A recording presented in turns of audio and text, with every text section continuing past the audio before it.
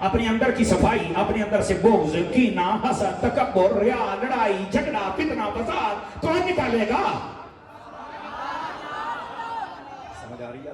کوئی نہیں آ رہا تو اگر کوئی عالم آپ کی تربیت کرے تو سبحان اللہ ہونی چاہیے، تھکے تو نہیں ہے؟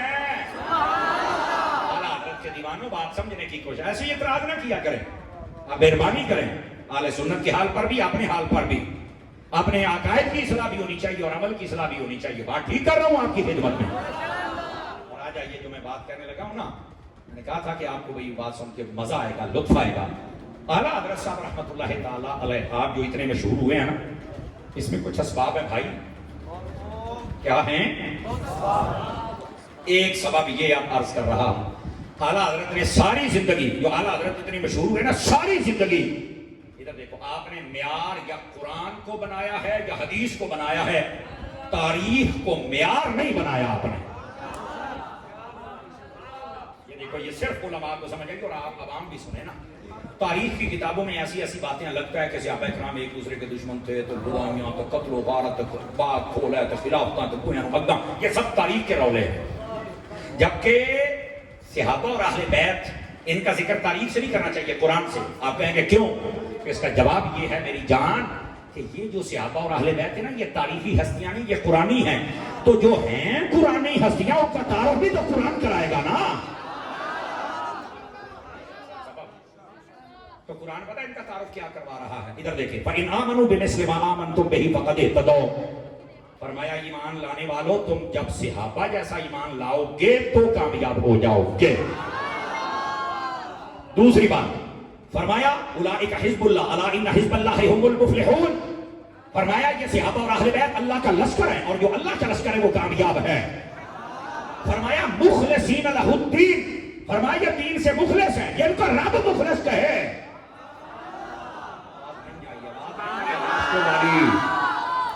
ان کے اوپر ہم اعتراض کیسے کر سکتے ہیں؟ اللہ رب العزت فرماتا ہے والذین معہ اشداء علی الکفار رحماء بینہم، فرمایا ہمارے حبیب کے صحابہ اور اہل بیت کی شان یہ ہے کہ آپس میں صلح سے رہتے ہیں، کافروں سے نہیں کرے، تو جن کی صلح رب بیان کرے۔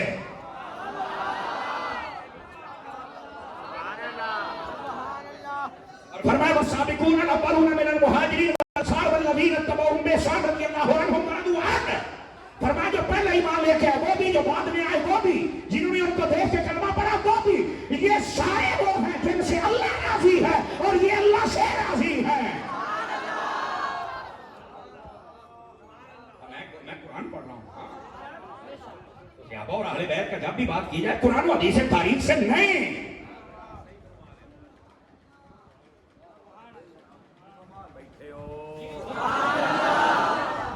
اس بات کو سمجھنے کی کوشش کیجیے حضرات۔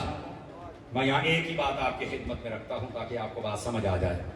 اعلیٰ حضرت صاحب رحمۃ اللہ علیہ کا پورا فتح رضیہ شریف پڑھ کے دیکھ لیں، آپ تاریخ کی طرف نہیں گئے۔ جتنے لوگ تاریخ میں گئے ہیں نا جی، یقین کرو ان کے عقیدے میں بگاڑ پیدا ہوا، بیڑا غرق ہوا۔ تاریخ ہے تو کس کو؟ پرانے زمانے کی خبریں۔ تو میں کہا آج کل دیا خبریں سارا سچ ہے؟ اور پھر نہیں، بڑا بڑا کوڑ ہوں گل ہور ہوندی ہوتی اور بیان ہوندی پہ۔ تو میں کہا جی آج کل دیا خبریں تیز دور، کیمرے والا دور ہے، یہ دیکھے چھینی گاڑ بڑ ہے، تو جدو کچھ بھی نہیں سی ادو کنی گاڑ بڑ ہو جائے۔ یہ ہے بات جو آپ کو سمجھا رہا ہے۔ اس لیے اعلیٰ حضرت تاریخ کی طرف نہیں گئے تو گاڑ بڑی بہت ہے۔ ایک بات سنا دو، اعلیٰ حضرت سے ایک بندے نے پوچھا کہ حضرت علی پاک کا جو مزار اقدس ہے وہ نجف شریف میں ہے؟ آپ سے سوال ہے۔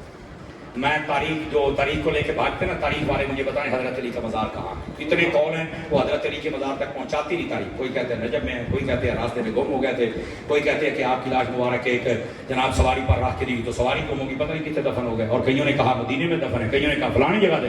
تو میں کہا تاریخ تے دنوں حضرت علی تے نہیں لے جاندی تھی، جڑی علی تے نہ لے جاوے نبی تے کیویں لے کے جاوے؟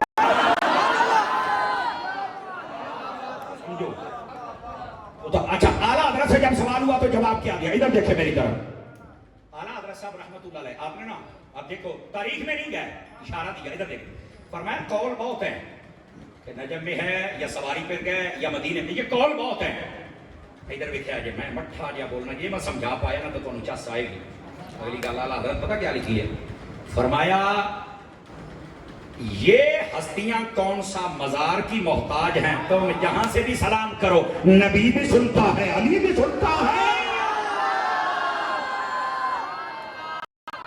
یہ ہے احمد رضا، کیا ہے میرا احمد؟